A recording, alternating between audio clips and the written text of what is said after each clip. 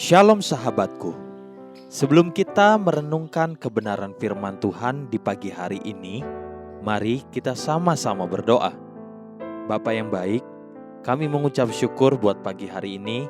Kami berterima kasih untuk keadaan yang baik yang Tuhan berikan untuk setiap kami pagi hari ini. Sekarang kami ingin kembali mendengar tentang kebenaran firman-Mu, biar kebenaran firman-Mu yang terus mengajar dan menuntun kami sepanjang hari ini. Amin. Pagi hari ini, kita akan merenungkan kebenaran firman-Nya dengan tema menegakkan keadilan. Mari kita buka Alkitab di dalam kitab Ulangan pasal 21, ayat yang pertama sampai ayat yang ke-9. Demikian firman Tuhan.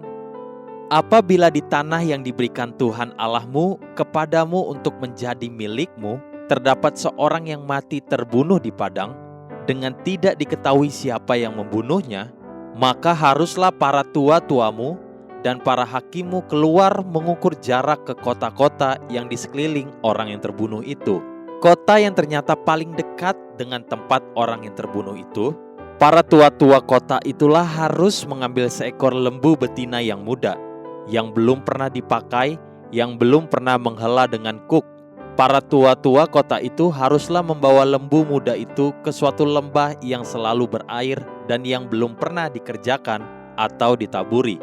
Dan di sana, di lembah itu, haruslah mereka mematahkan batang leher lembu muda itu.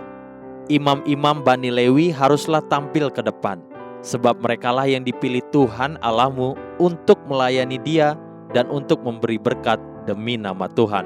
Menurut putusan merekalah setiap perkara dan setiap hal luka melukai harus diselesaikan. Dan semua tua-tua dari kota yang paling dekat dengan tempat orang yang terbunuh itu haruslah membasuh tangannya di atas lembu muda yang batang lehernya dipatahkan di lembah itu. Dan mereka harus memberi pernyataan dengan mengatakan, tangan kami tidak mencurahkan darah ini dan mata kami tidak melihatnya. Adakanlah pendamaian bagi umatmu Israel yang telah kau tebus itu, Tuhan, dan janganlah timpahkan darah orang yang tidak bersalah ke tengah-tengah umatmu Israel. Maka karena darah itu telah diadakan pendamaian bagi mereka. Demikianlah engkau harus menghapuskan darah orang yang tidak bersalah itu dari tengah-tengahmu. Sebab dengan demikian engkau melakukan apa yang benar di mata Tuhan. Salah satu tugas seorang imam atau hamba Tuhan adalah menegakkan keadilan. Dan keadilan itu harus berlaku bagi semua orang, tanpa memandang rupa atau keberadaan orang-orang tertentu. Sebab Allah tidak memandang bulu. Roma pasal 2 ayat yang ke-11. Jika kita memperhatikan perkataan firman Tuhan di Ulangan pasal 21 tadi, kita menemukan ada sebuah kejadian kejahatan yang dikerjakan oleh seseorang. Entah siapa, kejahatan itu telah merugikan bahkan merenggut nyawa seseorang. Namun pelaku kejahatan tersebut tidak diketahui siapapun. Sekalipun demikian, para imam tetap memiliki tanggung jawab untuk menegakkan keadilan. Keadilan yang harus dikerjakan adalah dengan pertama-tama menyelidiki, dan apabila memang tidak diketahui siapa pembuat kejahatan tersebut, maka pendamaian itu harus tetap dilakukan untuk membuktikan bahwa pembuat kesalahan tidak ditemukan, sehingga tanpa pemberesan, keadilan tetap ditegakkan. Dan para imam telah membuktikan bahwa mereka tidak terlibat dalam menutup-nutupi kesalahan seseorang, atau membela atau berpihak kepada yang telah berbuat salah.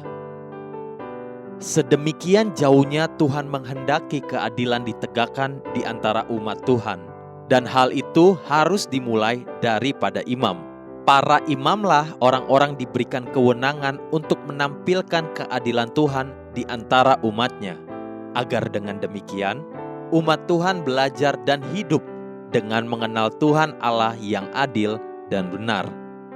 Kehidupan keadilan yang harus dicontohkan itu dimulai dari para imam terlebih dahulu.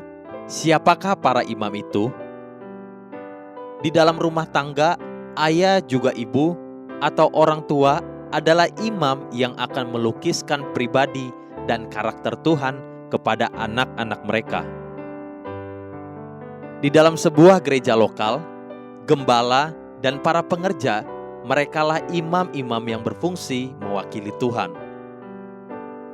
Di dalam sebuah pekerjaan atau perusahaan, para pemimpin perusahaan, merekalah imam yang akan berfungsi menegakkan keadilan. Di dalam sebuah bangsa, para pemimpin negara, merekalah imam atas bangsa ini.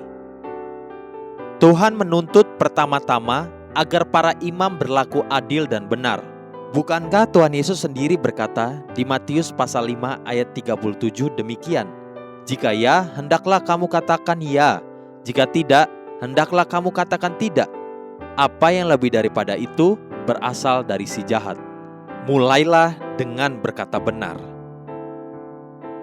Haleluya. Sahabatku, mari kita sama-sama berdoa. Terima kasih Bapa Surgawi, ajar aku berkata benar dan berlaku adil demi kemuliaan nama-Mu. Amin. Jesus loves you and so do I.